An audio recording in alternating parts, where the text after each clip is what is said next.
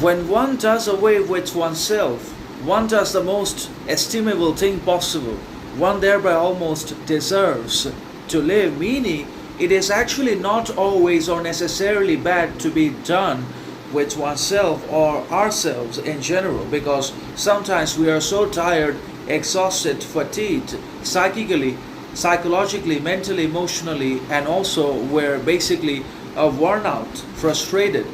desperate, and are in a lot of crises to fulfill and satisfy our needs, desires, emotions, and relationships, that we give in not only to this external crises and mayhem, but also to our internal breakdowns as well, because we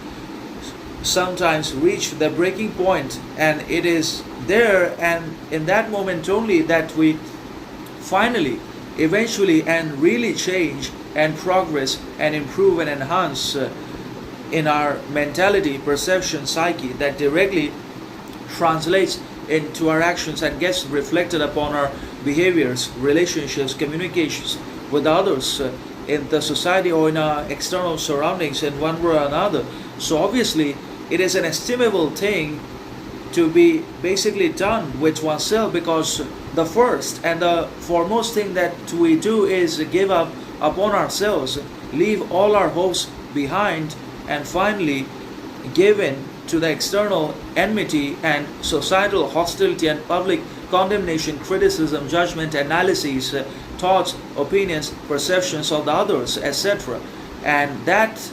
happens is that we ultimately give up on ourselves, and that is the first and foremost step of not only failure but also self-discovery, self-knowledge, soul-searching, self-exploration as well.